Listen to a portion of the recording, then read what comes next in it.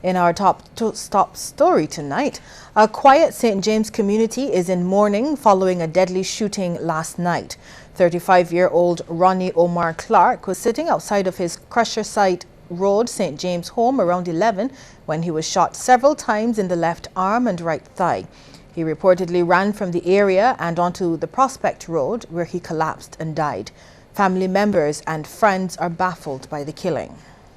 He was a cool guy. He never used to get in the way with nobody, nor get in a high words with nobody.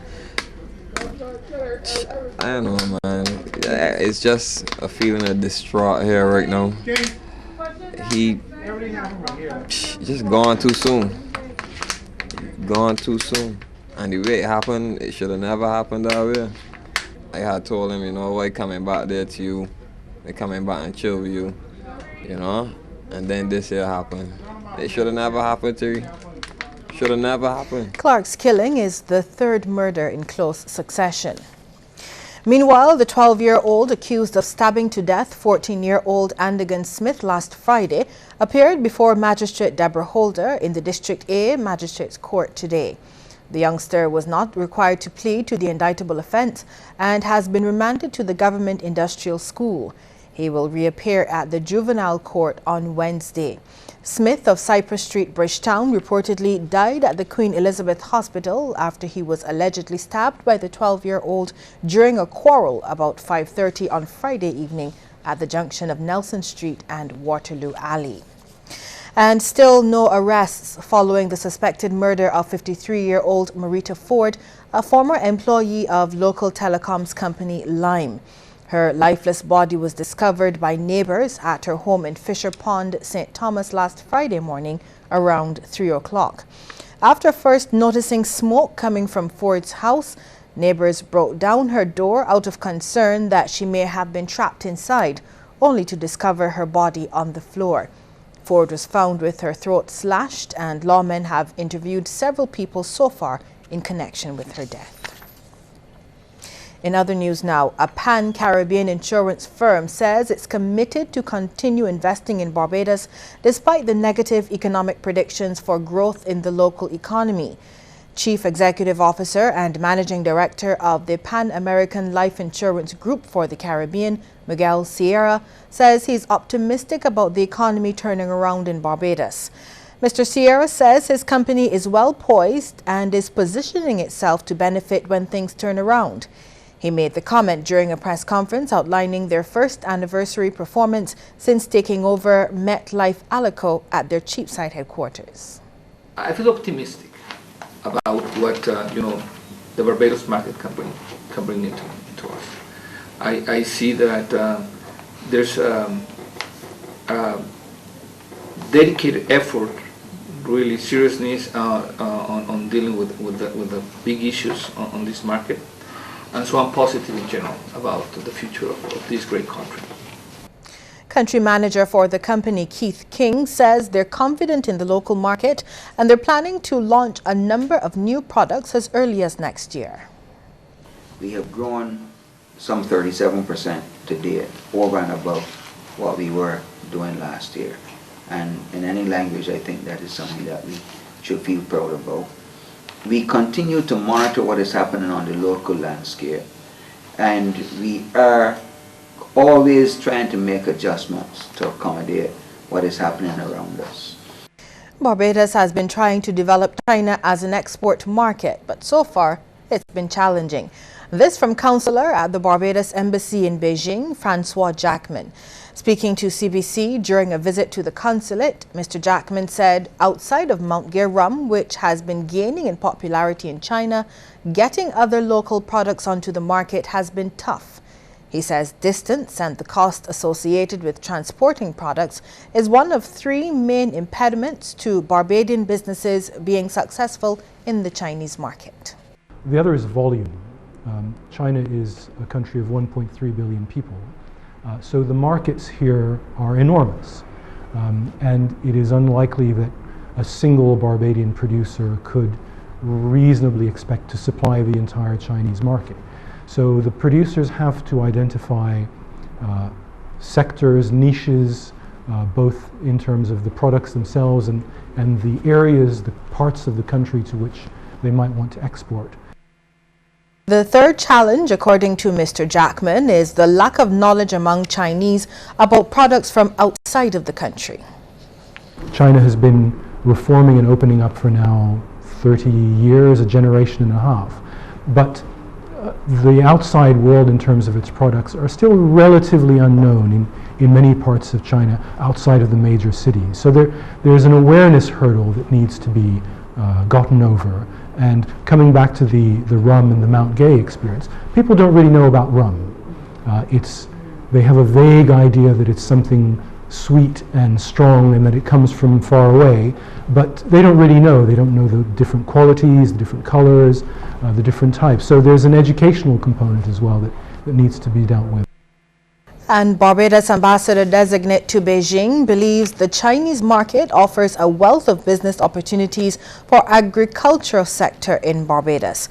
And this is the firm belief of Dr. Charleston Brathwaite, who is expected to take up the post at year end. He's told CBC agriculture will be one of his primary focuses.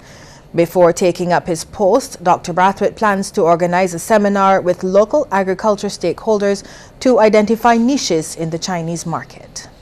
I think it's critically important that we understand what the needs are at the level of the stakeholders. After all, it is the stakeholder who is involved in the implementation of actions. And we must move from the level of policy to implementation. And we can only do that if we understand what the needs are and what the challenges are, what the difficulties are, what are the roadblocks to getting things to happen. And I believe that in this context, the recent designation is something that I will use to the best of my ability to help and support the agricultural sector in Barbados. Dr. Brathwaite says a major part of his assignment will also be to come up with ideas to create foreign exchange and in so doing reduce Barbados' $800 million food import bill. He remains concerned that regional banks still don't see agriculture as a priority investment. If you examine the bank, you will note that agriculture is not a priority.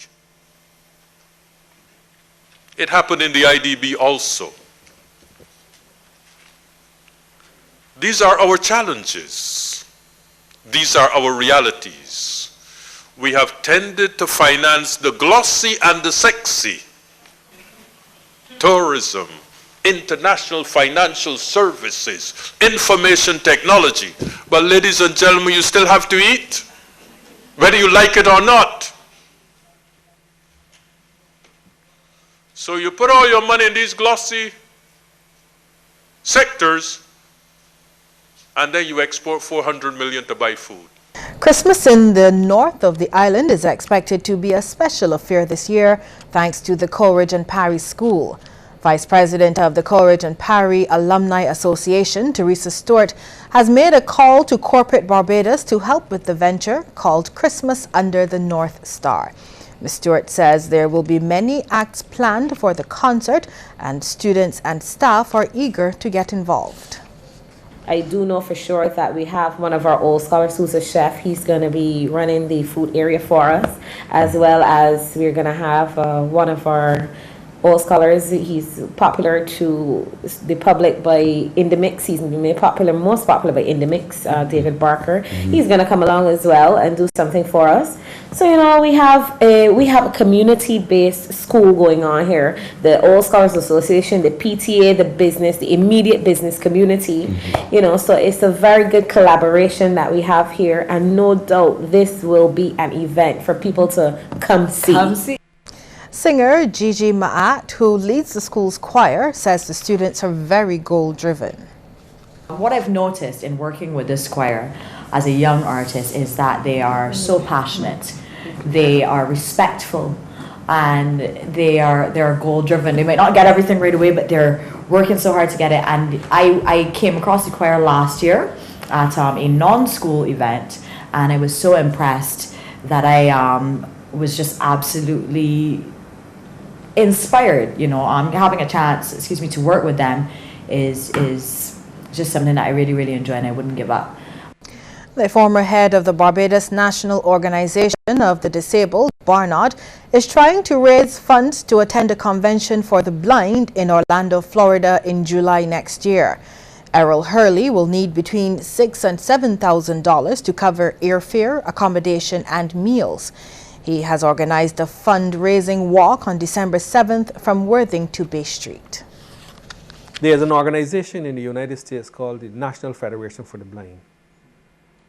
Every year on the 4th of July weekend, they hold a convention in some state of the United States of America.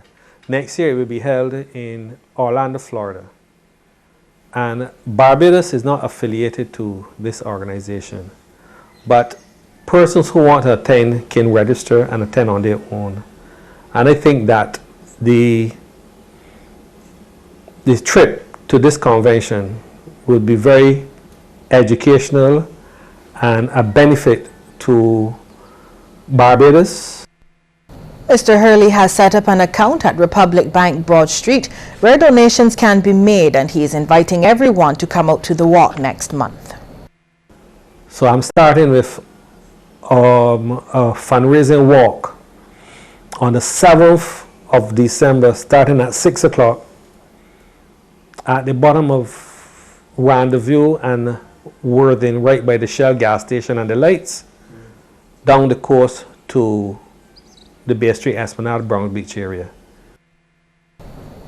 Individuals or corporate entities interested in making a donation can call Mr. Hurley at 250-8025 or make a deposit to Republic Bank, Broad Street. The account number 011286501002. Barbados, over time, through the National Council on Substance Abuse, has received assistance from the Organization of American States to undertake a number of projects. Recently, the NCSA received $30,000 from the OAS to fully finance a survey designed to determine the nature and extent of drug use among secondary school students. Manager Yolande Ford stated that in addition to their regular drug prevention work in the schools and community, the agency has responsibility for coordinating and overseeing the implementation of a number of important national projects.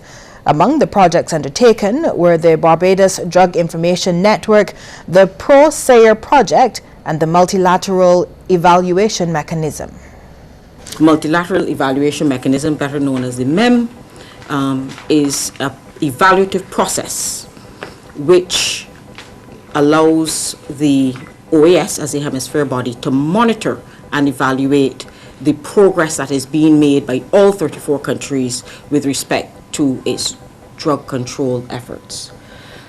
There is also the Drug Treatment Court, which we hope to open in Barbados early next year. Ms. Ford says Barbados maintains strong bilateral relations with the OAS through its Inter-American Drug Abuse Control Mission.